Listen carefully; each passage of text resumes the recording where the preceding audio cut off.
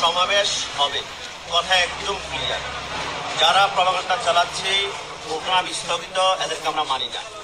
এটা আমার বাবা হোক, এটা আমার নেতা হোক, আমাদের 100 বছরের সাধনা, জন্মের পর থেকে আমরা আহলে সুন্নাত ওয়াল জামাত ফিলিস্তিনের পক্ষে আমরা সমাবেশ করব।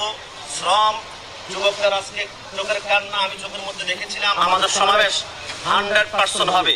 কেউ যদি এই মুহূর্তে এসে আমাদেরকে বলে যে কোনো প্রোগ্রাম হবে না, স্থগিত, ওই নেতা আমি মানি না।